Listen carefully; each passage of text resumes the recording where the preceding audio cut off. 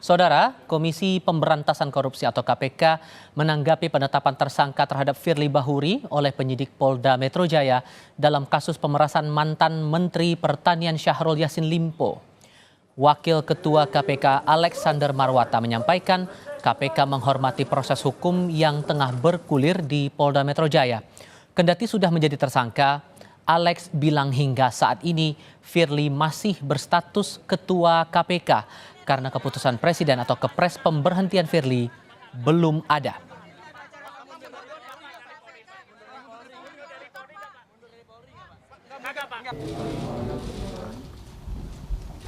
Sesuai dengan ketentuan pasal 32 ayat 2 dan ayat 4 Undang-Undang 19 tahun 2019 tentang perubahan kedua atas Undang-Undang Nomor 30 tahun 2002 tentang Komisi Pemberantasan Tindak Pidana Korupsi. Dalam hal pimpinan KPK menjadi tersangka tindak pidana kejahatan, pimpinan KPK diberhentikan sementara dari jabatannya. Pemberhentian tersebut ditetapkan dengan keputusan Presiden. Ya, ini kita tidak berandai-andai. Ya, tidak berandai-andai. Dan kita juga tidak tahu. Dan belum juga ada kepres dari Presiden. Dan sampai dengan saat ini, Pak Firly masih sebagai Ketua KPK. Kan begitu. Dan menjalankan tugas seperti biasa.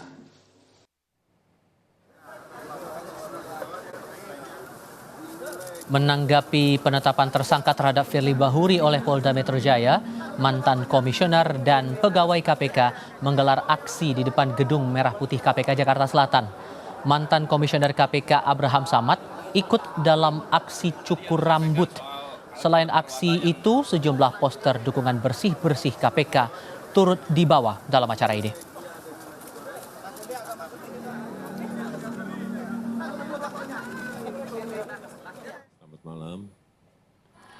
Menanggapi penetapan Ketua Komisi Pemberantasan Korupsi Firly Bahuri sebagai tersangka dugaan pemerasan dan korupsi oleh Polda Metro Jaya, Presiden Joko Widodo merespons singkat. Jokowi meminta semua pihak menghormati proses hukum atas dugaan pemerasan Firly terhadap mantan Menteri Syahrul Yassin Limpo.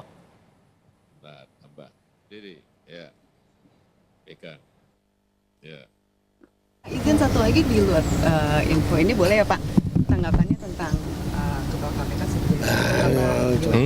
Ketua KPK sudah menjadi tersangka. Hormati semua proses hukum.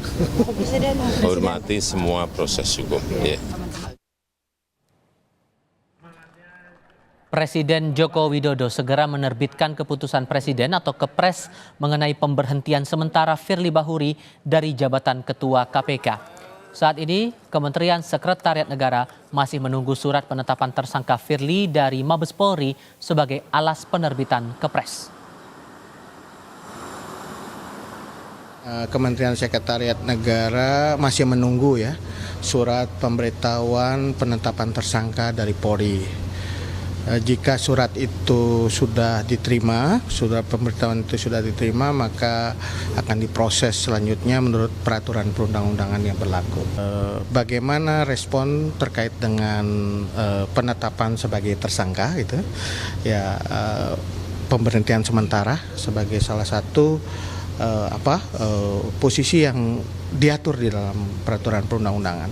Tentu harus dibungkus dalam satu kepres ya oleh Presiden.